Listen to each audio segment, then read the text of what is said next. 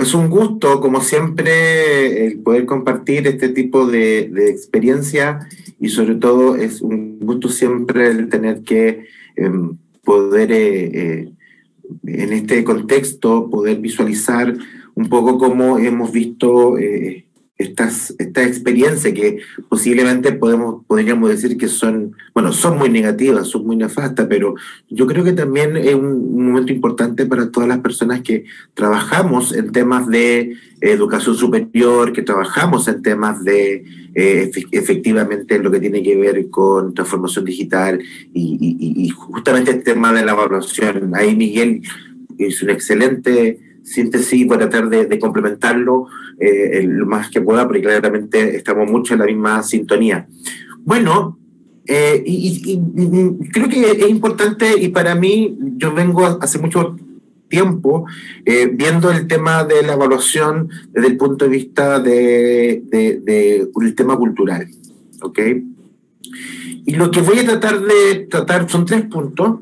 Primero, ver el poder de la cultura organizacional en la educación y en la universidad, cómo ha evolucionado el concepto de evaluación versus las prácticas y cómo podemos conectar esta transformación digital con la evaluación. Entonces, vamos a comenzar justamente con ese primera gran elemento. Y le quiero comenzar, voy a tratar de compartir, ¿ya? Y que puedan visualizar, voy a colocar el sonido de la computadora, un video que se hizo viral hace poquito tiempo. Así que a eso lo voy a compartir para que lo podamos ver.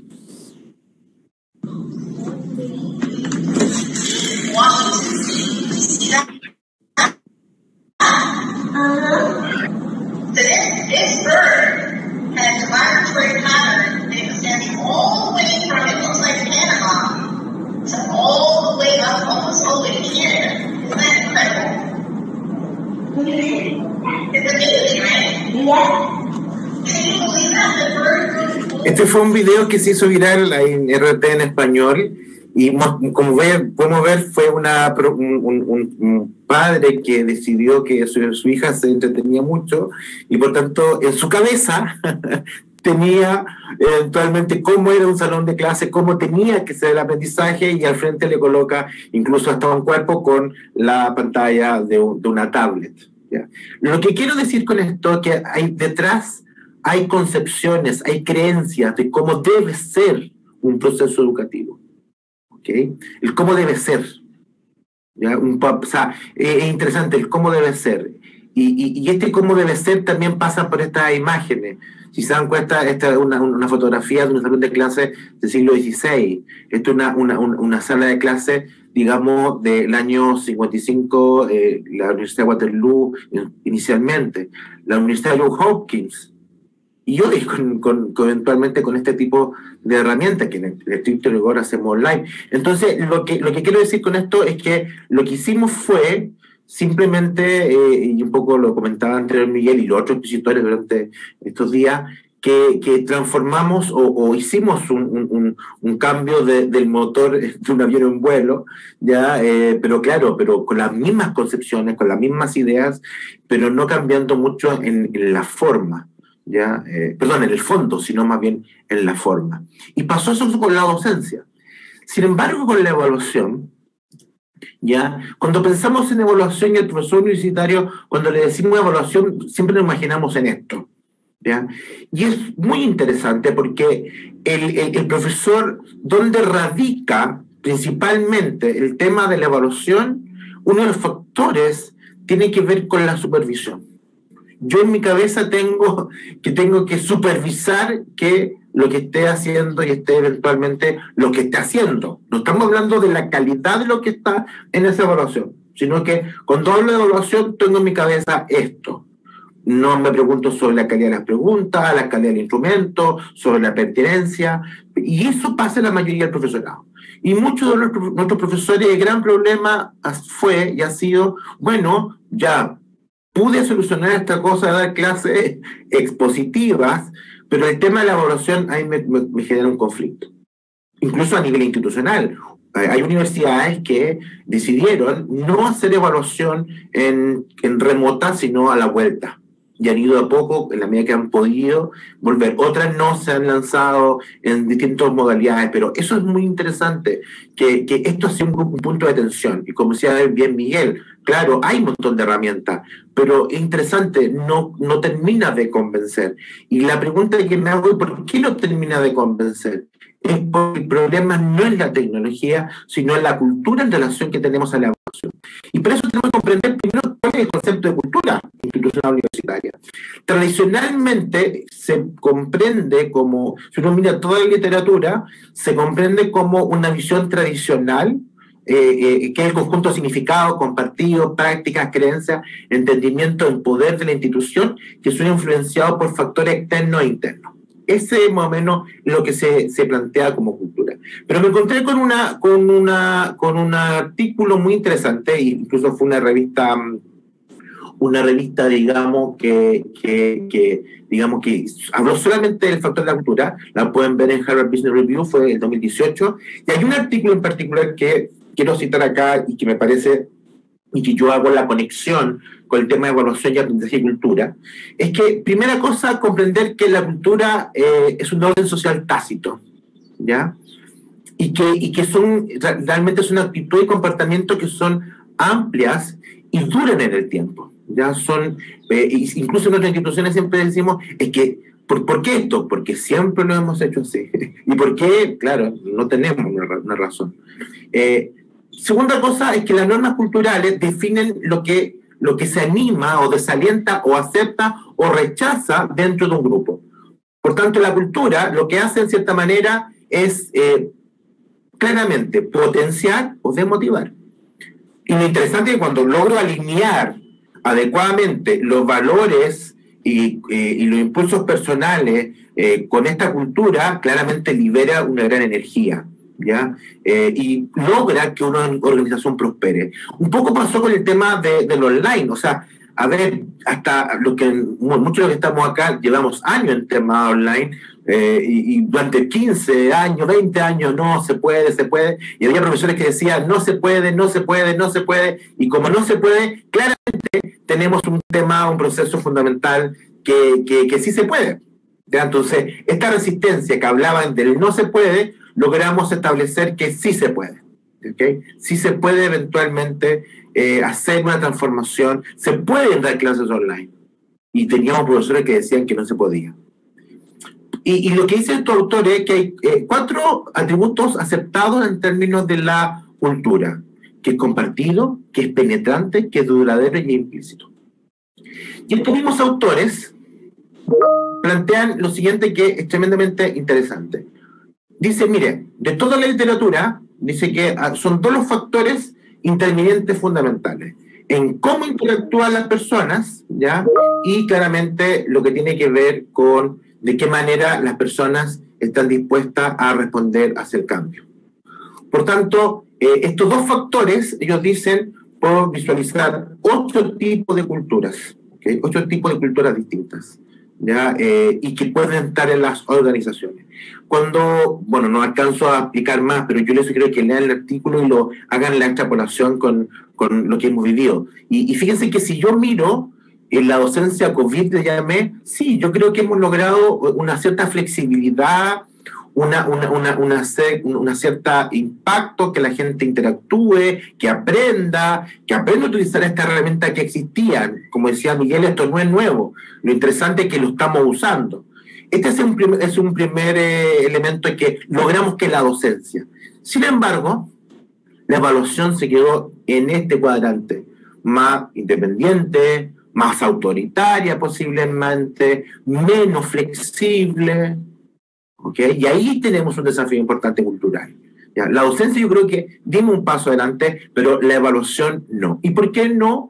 Es porque simplemente los profesores, sobre todo los universitarios, enseñamos, damos clases como nosotros vivimos la experiencia muchas veces, replicamos modelos. Y justamente lo más difícil de cambiar es la evaluación.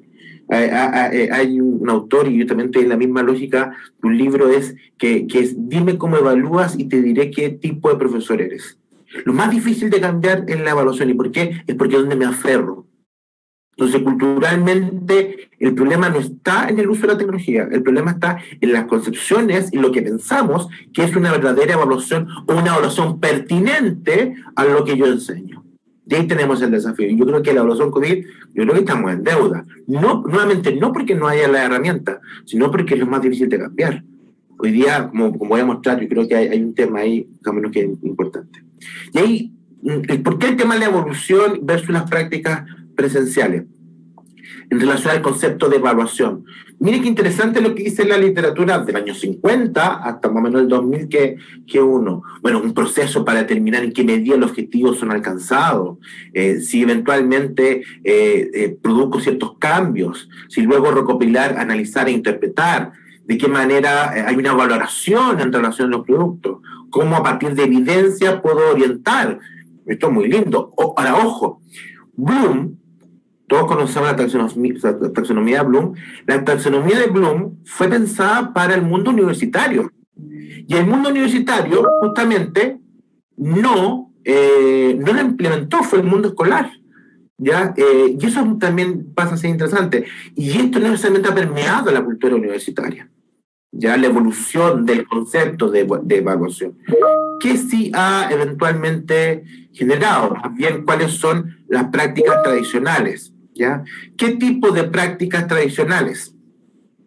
Primera cosa importante en relación a las prácticas tradicionales es que el estudiante lo visualizan como que todos aprenden de la misma manera, de la misma forma. ¿Ya? Y ahí hay un tema de las pruebas estandarizadas, y ahí creo que tenemos un error. Hoy día lo que más sabemos es que la tecnología tiene que ver con el multiformato. Hoy día lo que estamos tratando nosotros de hacer es que el estudiante con ciertos software se aprenda a más que ver literatura, que escuche lectura de literatura y tome nota. ¿Por qué? Porque sabemos que hay una saturación, o sea, el multiformato. Las prácticas deseadas, claramente que los alumnos son únicos y que las instrucciones y las pruebas pueden ser variadas e individuales, y la tecnología nos permite eso. Yo lo que ahora estoy digamos, que me encanta es estas plataformas LMS que me permiten hacer, a partir de resultados, rutas distintas de aprendizaje. Yo lo encuentro eso genial. Hay universidades que están probando incluso con estilos de aprendizaje y otros más. Y eso es interesante. ¿Qué pasa con los resultados? Tradicionalmente las pruebas son únicas, son importantes, no dan cuenta eventualmente son indicadores de proceso, pero claramente lo más importante aquí en estos puntos está la evaluación. Importante aquí te di mi evaluación, mi prueba, y ahí te coloqué la calificación. En cambio, una buena práctica deseada tiene que ver con variedad, y ahí viene lo interesante, y lo comentaba Miguel, o sea, cómo hay variedad de posibilidades de instrumentación para estas cosas. Y no lo hacemos en multiformato. Lo interesante de la experiencia virtual tiene que ver con el multiformato. Y ahí el profesor le cuesta soltar, que entramos a una lógica de multiformato para la evaluación. Y que son resultados que claramente puedo generar un conjunto de instrumentos y una variedad, que un conjunto me pueda dar este proceso. ¿Qué otra práctica? Y si se dan cuenta no tiene nada que ver con la evolución, que siempre he pensado que las pruebas escritas o las orales son la forma para evaluar académicamente, y no tiene que ver con esta lógica de conjunto de evidencia. Cuando se evalúa, claramente digo tal fecha en la evaluación de tal cosa y coloco el certamen o coloco la fecha, pero claramente el momento de evaluación es siempre continua.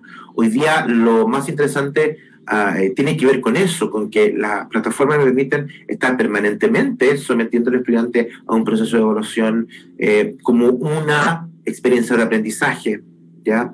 ¿Qué pasa con los resultados?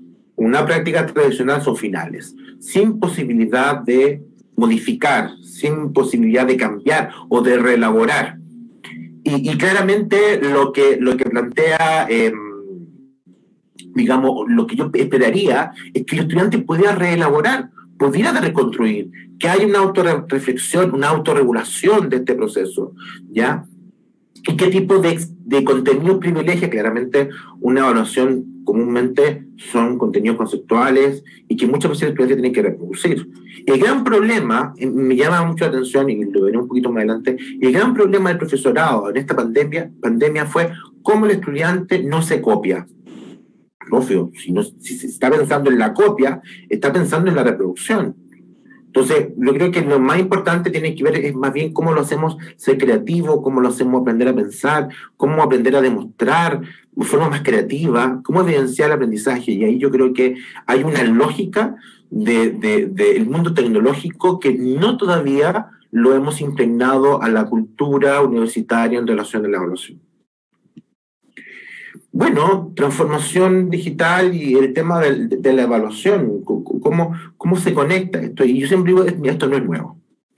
Miren, esta imagen, ¿ya?, es del diario, periódico de la Gaceta en Boston, y aquí en este periódico se publicó por primera vez un aviso sobre un curso a distancia, ¿ya? En el 1700, lo tengo acá. ¿Ya? En 1728 se registra el primer curso por correspondencia como tal, ¿ya? Y vamos a hablar como primera generación de cursos virtuales originalmente a distancia, ¿ok? ¿Cuál era la herramienta disponible? Los libros, el servicio de correo, ya totalmente asincrónico. Fíjense que en el 1858 fue el primer curso universitario en la Universidad de Londres. La segunda generación, de ahí yo me hago cargo de esta segunda generación porque yo me recuerdo, era cuando ocupábamos radio, TV, cinta magnética, teléfono. No sé si alguno de ustedes, y seguramente en toda Iberoamérica, muchos de nosotros hizo cursos de inglés, que venían unas cintas magnéticas donde escuchaban, y uno escuchaba un sonido y daba vuelta la hoja y podías hacer un diseño instruccional como tal. Y ese era un proceso sincrónico. En 1922 fue el primer curso por radio en la Universidad de Pensilvania. El 53 fue el primer curso, y eso es interesante, con créditos, ¿ya?, vía televisión. El 65 fue el primer curso, y ahí creo que las carreras de salud, yo creo, las carreras de sanidad, yo creo que han sido mucho más avanzadas, han sido más arriesgadas, en el sentido de que yo me he encontrado con, no sé, por ejemplo, hay cursos del manejo de respiración, digamos, asistida, el crisis del COVID, que son 100% virtuales. Yo me diría, pero ¿cómo? Sí, incluso también conozco otros cursos que son de técnicas quirúrgicas incluso, y uno se sorprende. Sí, yo creo que han sido, como disciplina, han sido más aguerridos y han lanzado este tema. Y un ejemplo de eso es que hicieron un curso para médicos con apoyo telefónico. En el 69 nace la Open University en UK. La tercera generación, ya nos vamos acercando, tiene que ver con los correos electrónicos, el CD, el disquete, el Internet 1.0. En el 96 nace la primera universidad virtual, que ya no existe, entre paréntesis, ya hace unos años que cerró, en 2015 me parece, la Japan International University. En el 97 tenemos la primera Learning Management System como la conocemos hoy día, que es el WebCT. Y en el 2000 nace estos conceptos de e-learning, be-learning, y eso ahí empieza un poco a cambiar la cosa, pero cambia el medio. Acuérdense que muchos primeros cursos virtuales eran una cantidad de archivos, documentos, textos, era pasar del papel al archivo. Y era una cosa, yo me recuerdo perfectamente, se saturaba, ¿ya? Nace el 2002 nace Moodle, que yo creo que marcó un proceso. La cuarta generación viene un nuevo proceso que es lo asincrónico con lo sincrónico, donde está el Internet 2.0, ya donde tenemos videos, donde está la videoconferencia. Nace el concepto de mobile learning, el 2005 gracias a la explosión de los teléfonos, ¿ya? El 2007 nace Facebook, ¿ya?, y el streaming de Netflix. Y eso es tremendamente importante porque hoy día las tendencias de diseño instruccionales de cursos online hablan diseños a lo Netflix, o sea, cursos on demand. Imagínense hacer un curso on demand. Y es un poco lo que le decía, que si yo pudiera, bueno, ya se puede hacer, hay plataformas de LMS que permiten hacer rutas diferenciadas, entonces es como eventualmente yo tomara mi serie y decidiera eventualmente por dónde transitar en la serie. Un poco eso hacemos. Yo muchas veces ya, y la gente que me conoce, yo ya tengo series que son favoritas y la veo de la 1 a la N, después de la N a la 1, después empiezo al medio y me voy moviendo, bueno, pero son cosas que a uno le va gustando, pero pasa lo mismo con los aprendizajes. En el 2008 nace todo el tema de los MOOC. Y la quinta generación que está la tecnología, Es la adaptativa, la masiva, ¿ya? Donde el Learning Analytics, estos días estaba el LALA, ya que es el Congreso de Analítica del Aprendizaje, que hay unas presentaciones muy buenas. Googleenlo ahí, si lo recomiendo que lo puedan ver, mirar. Pero también está el concepto de Ubiquitous Learning, en cualquier momento y en cualquier lugar. Y viene esta concepción de lo sincrónico y lo asincrónico, ¿ya? El 2013 llega la llegada de las apps, o sea, cualquier herramienta, si no tiene aplicaciones, no sirve. 2014 con Google Classroom, ¿ya? La llegada del 5G. Esto yo estoy convencido que esto no cambia, va a cambiar muchas cosas de lo que hoy día conocemos y va a dar un paso hacia adelante. Y yo creo que el COVID-19. Ahora, no necesariamente el COVID-19 se relaciona con la generación. ¿Ya? Yo me atrevería a decir que en algunos casos, ya, estoy asesorando a varias universidades de América Latina, ya, y me he encontrado con, hay profesores que por problemas de conectividad, ya prácticamente en la tercera generación de la Internet 1.0, están haciendo clases con WhatsApp y están haciendo evaluaciones con WhatsApp. Ya, me encontré con un profesor en una universidad del altiplano que estaba haciendo evaluaciones con WhatsApp y haciendo feedback con WhatsApp.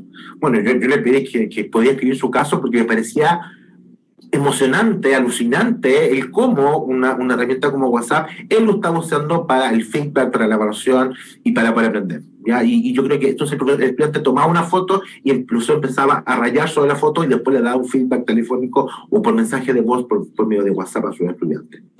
¿Ya? Pero yo creo que, como vemos, esto no es nuevo, pero claramente estas culturas tecnológicas no conversan con las culturas evaluativas. Hoy día tenemos más datos que nunca y podemos hacer mucho con esos datos en función del aprendizaje. El concepto de Learning Analytics es fundamental hoy día. O sea, si en este medio no integramos el Analytics, no estamos desaprovechando justamente la potencialidad y justamente cómo lo visualizamos en función también de la evaluación. Y en este sentido yo creo que el gran potencial de la cultura, de la transformación digital, que es interesante porque hablábamos de la transformación futura, pero hoy día la estamos viviendo. El gran foco de la transformación digital y la evaluación tiene que ver con la evaluación en tiempo real, tiene que ver con la evaluación formativa, o sea, la posibilidad de estar constantemente evaluando. Y bueno, y me pregunté qué dice la literatura sobre esto, qué sabemos de esto, y a partir de que nace un poco del COVID. Y me encontré que hay una publicación que ahí la pueden ver, la pueden encontrar a partir de una protocolo de búsqueda sistemática de Prisma en relación a los impactos, ¿ya? En relación a la evaluación formativa, a la y cómo esto, porque yo creo que ahí hay algo que tenemos que comprender de que la tecnología nos permite hacer y que la presencialidad es altamente compleja, ¿ya? Y ahí tenemos un espacio de mejora y de desarrollo de las herramientas. Por ejemplo, ahora estamos en un ambiente de video y si yo quisiera interactuar con ustedes tendría que salir de esta herramienta e integrar otras. Yo creo que lo que va a ir sucediendo es que cada vez más las videoconferencias, estas herramientas de video, van a lograr eventualmente que tengan mayor nivel de interacción. Hoy día posiblemente hay un chat que están comunicando, pero claramente mi nivel de interacción está limitada porque no logro concebir toda una experiencia de aprendizaje como tal si no la logro programar, pero hay un tema importante. Bueno, ¿y qué dice un poco el resultado de esta búsqueda de literatura que es relativamente reciente como tal? Primero, los impactos fueron mixtos, ¿ya? O sea, la evaluación ya online, en contexto, no es totalmente concluyente, ¿ya? Pero sí, si uno aísla los estudios, hay beneficios en grupos específicos en relación a si la evaluación impacta positivamente en el aprendizaje. Y lo otro interesante es que la experiencia no es transferible. Lo que me puede suceder acá en esta disciplina no necesariamente funciona acá en esta otra disciplina todavía aún. Yo conozco experiencias de universidades mexicanas que están haciendo evaluación a partir de experiencias inmersivas con realidad virtual con sus estudiantes, que es tremendamente interesante. ¿Ya? Y claramente ahí hay algo, pero claro, funciona muy bien para ciertas disciplinas, para otras no. ¿Ya? Entonces, tenemos que ir, yo creo que hay que ir viendo, y lo que nos dice la evidencia es que hay que ir viendo las prácticas basadas en los campos específicos. ¿Ya? Aquí no hay una receta para todos. Entonces, si usted es del mundo de la ingeniería, del mundo de la carrera de salud, del mundo de la carrera de negocio, váyase a sus disciplinas a buscar evidencia sobre el impacto de la evaluación. Por ejemplo, en carrera de negocio, lo que hoy día permite hacer la tecnología, todo el tema de simuladores, ponte tú de bolsa o eventualmente de otro tipo de elementos, sí funciona muy bien. Pero también funciona muy bien en el mundo de la salud. Y así tenemos que ir viendo como tal.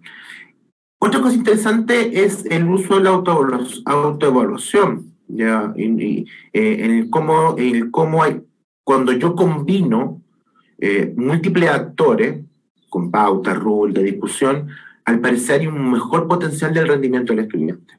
Nuevamente, diversidad. Nuevamente, la lógica que, al parecer, el gran plus que tenemos con el cambio, transformación digital y la evaluación tiene que ver con la evaluación formativa. Ya el estar en permanente proceso de provocación cognitiva en relación al aprendizaje. Ese es el gran plus. Eso es lo que tenemos que transformar con la tecnología en relación a la evaluación.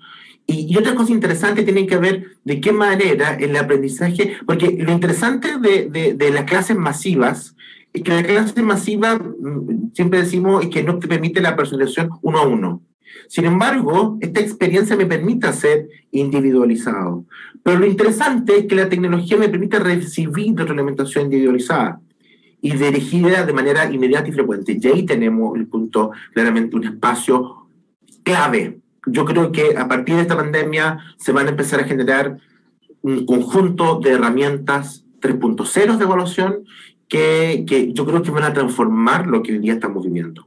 Yo siento que todavía me quedo corto y tengo que inventar cosas para hacer lo que puedo hacer porque no hay herramientas que lo puedan hacer de manera, digamos, integrada o integrada.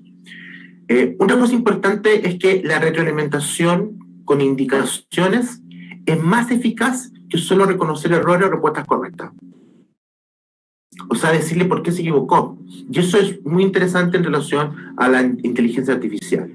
¿Ya? Hoy día uno puede, me ha tocado ver con varias universidades que están desarrollando estos tutores virtuales que te van diciendo y te van respondiendo en función de, hoy día es posible realizar eso, y ahí tenemos un elemento importante. Y el artículo termina diciendo, pensé que revisó una cantidad de artículos impresionantes, mire, se requiere más investigación. Esto todavía estamos en pañales en relación, pero nuevamente tenemos que hacer coincidir las potencialidades de esta cuarta generación o quinta generación de experiencia online con cómo somos capaces de cambiar la cultura de cómo comprendemos la evaluación. ¿Ya? ¿Qué no va a funcionar? Si es que todavía tenemos herramientas para evaluar online que replican tal cual es el presencial. Yo creo que tiene que ver con algo distinto. Y ahí está tal vez el desafío más grande. Aquí un poco Miguel lo planteó, me sorprendió gratamente, sobre el tema de la integridad y un poco contó un poco eso y un poco de lo que hemos estado haciendo nosotros y Miguel mostró una parte del modelo, porque claramente este es el 2.0, que es más bien un modelo formativo para desarrollar una cultura de la honestidad académica. O sea, no solamente es el acto, y es un doble triángulo el modelo que estamos promoviendo, que estamos próximamente a publicar, que tiene que ver por una parte de promover, prevenir y gestionar, ¿ya? Por tanto, la gestión de los casos de deshonestidad tiene que ser los menos y la promoción tiene que ser claramente el gran esfuerzo. Y claramente muchas veces colocamos los esfuerzos en que tengo que tratar de pesquisar a aquellos que están siendo poco honestos. Y la verdad es que no, hay que ponerlo todo en un momento más positivo. ¿ya? Y desde un punto de vista de la prevención. Pero también tengo que pensar de que esto, cuando lo escalo para efectos de los esfuerzos, así como que esperamos que la gestión, los casos de esto, sea lo menos, esperamos que las prácticas de enseñanza y aprendizaje sean que fomenten más la integridad al momento de evaluar. Pero también necesitamos no solamente que quede a nivel de los procesos de enseñanza, de los cursos, del aula, necesitamos que también entre dentro de la gestión de la formación, en la toma de decisiones, ¿ya? En cómo tener, por ejemplo, comités de integridad académica, presenciales, virtuales. Es muy importante el hacerlo cultura. Y cómo también esto se genera a partir de políticas institucionales. ¿Okay? Yo creo que eso más o menos puede ser importante, eso puede ser relevante, y bueno, eso es lo que tenía hoy día para compartir, y encantado las preguntas que podamos tener. Gracias, doctor Jerez. Además, admiramos su experiencia en temas de evaluación y de educación digital. Hay una pregunta que nos hace Jorge Guideón, que pregunta, si usted está de acuerdo en utilizar estas aplicaciones que evitan o disminuyen el riesgo de fraude académico en una actividad de evaluación virtual, y qué tan infalibles podrían ser estas herramientas. Muy buena pregunta. En lo personal, yo creo que, bueno, son herramientas de proctoring, yo creo que el proctoring por el proctoring no tiene un sentido. Tiene sentido cuando yo lo enmarco dentro de un modelo más grande de promoción de una cultura de la integridad académica y de la honestidad académica. Y esta es una herramienta más para la supervisión. Si solo pienso que con esta herramienta voy a evitar, es un error. Es un error totalmente. Si me quedo solamente que la herramienta va a hacer que esto se evite, es un error. Lo que yo tengo que tratar de generar o tengo que tratar de promover es cómo integro o de qué manera integro este tipo de herramientas dentro de un proceso de enseñanza-aprendizaje que es educativo, de prevención, de promoción y después de la gestión de los casos, ¿ya? Pero eso hay que comprenderlo desde esa mirada. Infalible nunca va a ser infalible, porque de hecho puede ser que yo no haya copiado literalmente, pero puedo parafrasear. Y el software no me lo va a detectar aún, todavía. Mañana no sé, la inteligencia artificial va evolucionando, pero por el momento yo creo que sí son buenas herramientas, ¿ya? Pero en este marco de integridad. Por sí sola, yo creo que no es. Yo he conocido experiencias que han sido muy interesantes y los felicito, que han hecho toda una pedagogía, todo un protocolo, lo he visto en carreras de salud, en carreras de medicina, para poder insertar esta herramienta. O sea, no es que yo llegue, tome el documento y le coloque el antiplagio. No. Sino cómo hago un camino, un proceso para que esto ocurra, ya, para que esto suceda. Y ese es el desafío que eventualmente tenemos que tener. Gracias, doctor. Efectivamente es una herramienta más y que tienen que ser medios que tenemos que utilizar para la educación y no convertirlos precisamente en el fin. Una última pregunta, doctor. Dice que en ocasiones vamos repitiendo las formas de evaluar del pasado.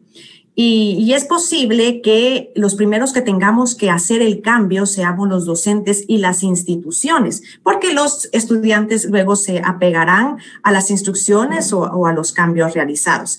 En este sentido, preguntan, ¿qué consejo daría a los docentes de la vieja guardia? No sé si todos entendemos el tema de la evaluación, para cambiar o para empezar a hacer ese cambio mental en su evaluación.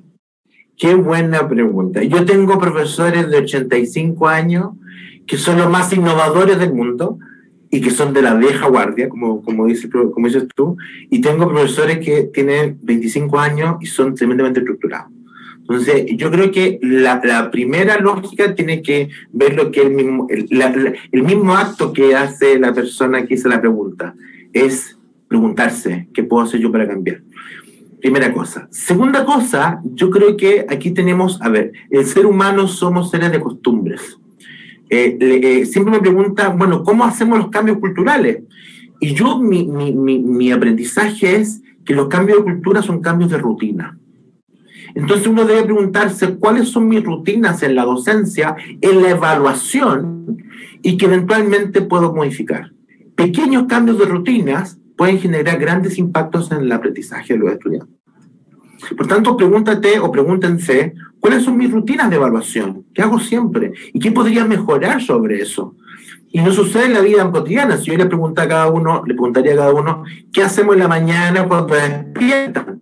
Yo lo que hago es ver el móvil si tengo algún mensaje. ¿Qué pasa cuando no tengo el móvil? Uno se desespera. O sea, es decir, que todos nosotros tenemos rutinas. Y en la docencia y en la evaluación tenemos rutinas. ¿Dónde está el desajuste que nos pasó ahora? Bueno, superamos, o yo creo que hay una gran tendencia que, bueno, al parecer se puede hacer clases online, porque, bueno, la rutina se modificó, pero puede atravesar, porque más o menos la lógica se mantiene, pero la rutina de la evaluaón, ¿no? Y ahí es donde había un cortocircuito. Por eso que yo creo que es súper importante es preguntarse, bueno, ¿qué puedo hacer yo lo que hago siempre? Y qué es una rutina, y puedo modificar para que genere grandes impactos. Lo importante no es el tamaño de su innovación, no es el tamaño del cambio, sino es cómo ese cambio impacta positivamente sobre los aprendizajes de los estudiantes. Por tanto, muchas veces no tiene que ver con el tamaño, tiene que ver con los impactos. Entonces, no sé si grande o chico el pequeño cambio que hice, sino pregúntese por un ejemplo. Hay un profesor X de una universidad que, muy interesante, él, todas sus sesiones de clase, él termina con una aplicación en Google Form, ¿ya? Tal cual, y que le coloca una pregunta detonadora, que integra la lectura, eso se llama One Minute Paper, integra la lectura, lo que pasó en la clase, la conversación, una pregunta, y no más de 200 palabras. El profesor cambió esa rutina, y él mismo dice, yo nunca pensé, lo cito textual, que un pequeño cambio como ese podría significar que mis estudiantes aprendieran más y mejor. Y un profesor que simplemente cambió una pequeña cosita, que fue los últimos 10 minutos de sus sesiones de clases virtuales, hizo una pregunta detonadora de integración. Y simplemente integró en un Google Form. Y cambió, y él mismo plantea, son mejores los resultados que yo obtuve cuando tenía clase presencial. Interesante.